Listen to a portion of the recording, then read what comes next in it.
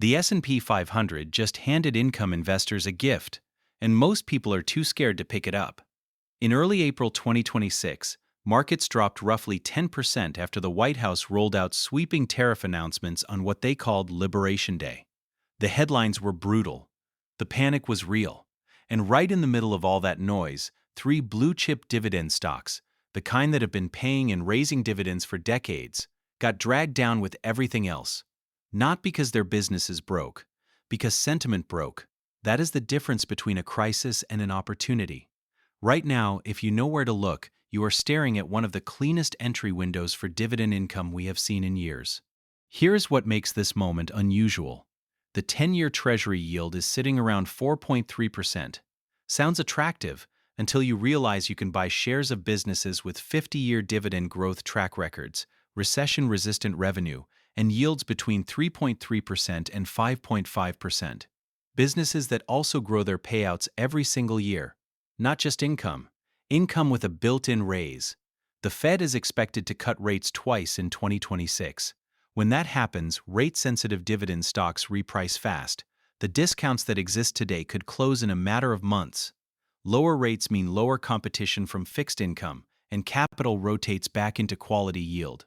That is the mechanism, not a prediction. The window is open right now. Let me show you what is sitting inside it. Before we get into the three stocks, you need to understand what deeply discounted actually means, because not every cheap stock is a bargain. Some are cheap for a very good reason.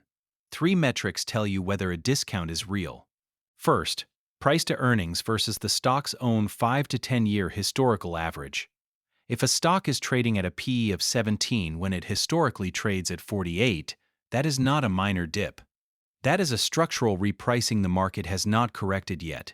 And it either means the business is permanently impaired or the market is wrong. You need to figure out which one. Second, price to fair value, specifically using Morningstar's analyst estimates.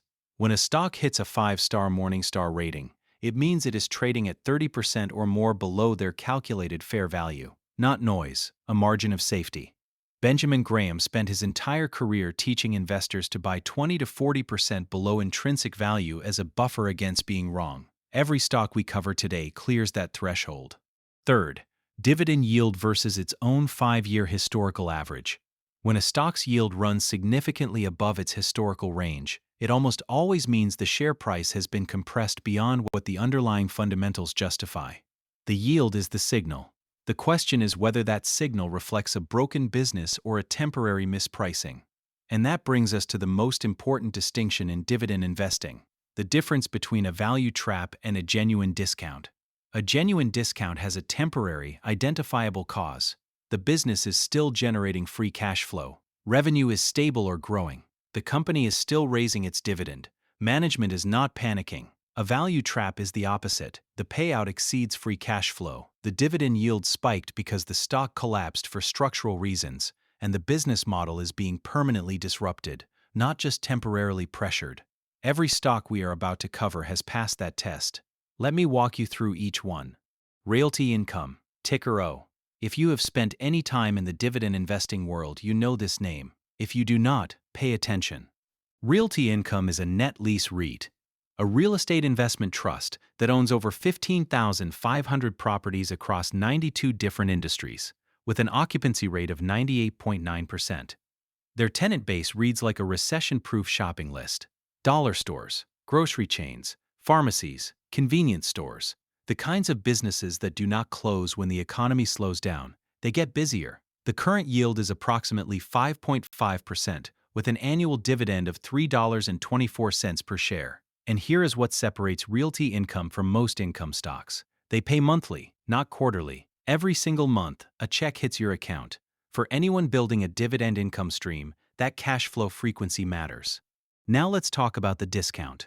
The AFFO payout ratio, adjusted funds from operations, the correct earnings metric for REITs, sits at around 75%. The 2026 AFFO guidance is $4.38 to $4.42 per share, representing 2 to 3% growth. The dividend is not just covered, it has room to grow. Morningstar rates this stock 5 stars and estimates it is trading roughly 20% below fair value. But here is the number most people walk right past. The implied cap rate on Realty Income's portfolio, based on where the stock is currently trading, is approximately 7.8%. In the private real estate market, comparable assets are changing hands at cap rates of 6.0 to 6.5%. That gap is the discount. You are buying the same income-producing real estate assets through the public market at a significant discount to what institutional buyers are paying in private deals. That almost never happens. When it does not last long. So why is Realty Income discounted right now? One word: rates. REITs are famously rate-sensitive. When Treasury yields rise, REIT prices fall. Investors rotate toward fixed income. It is a reflex and often an overreaction. The business itself has not changed. The properties are still 98.9% occupied. The tenants are still paying rent. The dividend is still growing. The stock is lower because the macro environment makes income assets look less attractive relative to bonds. The Fed cutting twice in 2026 flips that equation. As Treasury yields compress, Realty Income's 5.5% yield becomes dramatically more attractive relative to alternatives, and the stock reprices accordingly. The 12-month total return thesis is straightforward: 5.3% yield plus 2 to 3% AFFO growth plus 5 to 10% multiple expansion as rates fall. Stack those together and you are looking at a potential total return of 12 to 18% in a year, with monthly income the whole time. For income investors, that is about as clean as it gets. Now let's talk about one of the most overlooked dividend kings on the market right now: Clorox, ticker CLX. A dividend king means 50 or more consecutive years of dividend increases. Only 57 companies in the entire S&P 500 hold that title. Clorox has raised its dividend for 50 straight years. Through recessions, through inflation spikes, through supply chain disasters, through a global pandemic, the dividend went up every single year. The current yield is approximately 4.71%, with an annual dividend of $4.96 per share. The payout ratio sits at about 79.7%, higher than ideal, but not alarming when you look at the underlying business. Here is the number that stops most serious investors cold. Clorox's current PE ratio is 17.24. The 10-year historical average PE for this stock is 48.78. Clorox is trading at roughly 65% below its own long-term average valuation. Morningstar estimates it is 30% below fair value. Not a minor discount. The market is pricing in permanent damage to a business that has dominated household staples for decades. The brand portfolio is the key.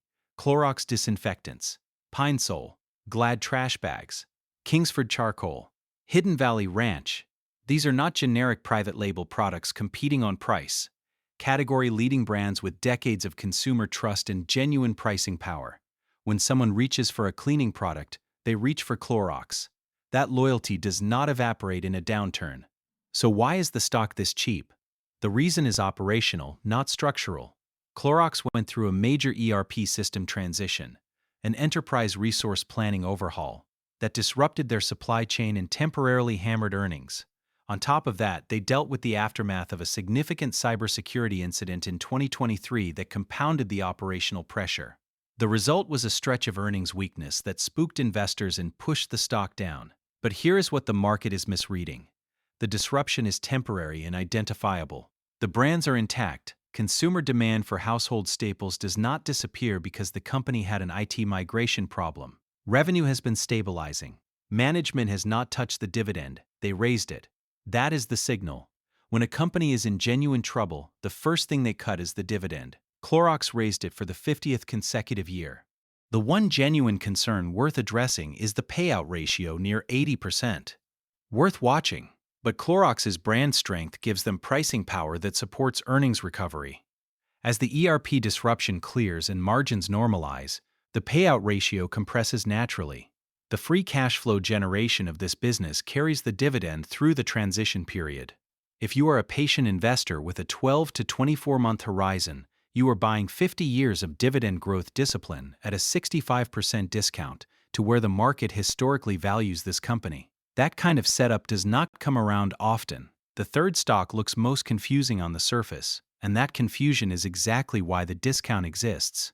AbbVie, ticker ABBV, large-cap pharmaceutical company. Dividend king with 53 consecutive years of dividend increases. Current yield is approximately 3.32%. The first thing most investors do when they screen AbbVie is spot a trailing PE ratio of 96.47 and immediately move on. That number looks absurd for a pharma company, and if that were the real earnings picture, they would be right to walk away. But that trailing PE is distorted by accounting adjustments, specifically amortization of acquired intangibles from AbbVie's major acquisitions. It does not reflect the actual cash-generating capacity of the business. The number that matters is the forward PE, which sits between 14.10 and 15.67. The pharmaceutical industry median forward PE is 16.85. AbbVie is trading at roughly 16% below its peer group on a forward earnings basis. Pull up the free cash flow, and the picture gets even more compelling. In 2025, AbbVie generated $17.82 billion in free cash flow. They paid $11.66 billion in dividends. That is a FCF coverage ratio of 1.53 times. The dividend is covered by a wide margin. Over $6 billion in excess free cash flow remains after every dividend is paid. A DCF analysis from Simply Wall Street puts AbbVie at approximately 47.6% undervalued relative to intrinsic value. Not a 5 or 10% discount. Nearly half price on a business generating close to $18 billion a year in free cash flow. Now, if you have followed pharma investing at all, you know the concern with AbbVie. Humira. It was the best-selling drug in history for years, generating tens of billions annually before biosimilar competition hit hard after patent expiry. The Humira cliff was real, it was well documented, and it caused a prolonged stretch of investor anxiety. Here is what those investors missed. AbbVie was not sitting still, they built the pipeline. Skyrizi and Rinvoq, their two key successor immunology drugs, are both growing faster than Humira declined. Combined, they are on track to generate more revenue than Humira did at peak. AbbVie also carries a growing oncology portfolio through their Allergan acquisition and a neuroscience pipeline that adds further revenue diversification. The patent cliff was a real risk. It was managed. The business came out the other side with stronger product diversification and a free cash flow engine still running at nearly $18 billion a year. The stock is still priced like the risk has not resolved. That is the opportunity. At 3.32% yield on a 53-year dividend growth track record, AbbVie will not be the highest yielding position in your portfolio. But on a total return basis, dividend income plus earnings growth plus multiple expansion as the market reprices the post-Humira reality, the risk-reward is among the most favorable in large-cap pharma right now. Let's bring this together, because context matters. The S&P 500 average dividend yield sits around 1.2%. Realty income alone yields more than 4 times that. In January 2026, the Dividend Aristocrats ETF, ticker NOBL, gained 5.67%, while the broader S&P 500 gained 1.47%. When markets get volatile, quality dividend payers do not just survive, they outperform. There are 69 Dividend Aristocrats and 57 Dividend Kings in 2026. To earn those designations, you have to raise your dividend every single year for 25 or 50 years respectively, not companies that got lucky for a few quarters. Businesses with durable competitive advantages, disciplined capital allocation, and management teams that treat the dividend as a commitment, not a suggestion. All three stocks covered today, Realty Income, Clorox, and AbbVie, have passed the 3-metric discount test. They are trading below their historical valuation averages. They carry Morningstar fair value discounts of 20 to 47%. Their dividends are covered by free cash flow. And in every case, the reason for the discount is temporary and identifiable, not structural or permanent. The Fed's expected rate cuts in 2026 act as a catalyst for all three positions. As fixed income yields compress, quality dividend stocks at these prices look increasingly attractive to institutional capital. When institutional money moves, it moves fast. The window that tariff-driven volatility opened in April 2026 will not stay open indefinitely.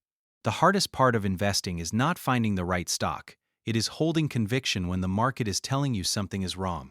Right now, the market is running scared. And in the middle of that fear, 3 businesses with decades of dividend growth track records are sitting at discounts that have, historically, rewarded patient buyers very well. Tell me in the comments, which of these three interests you most and why?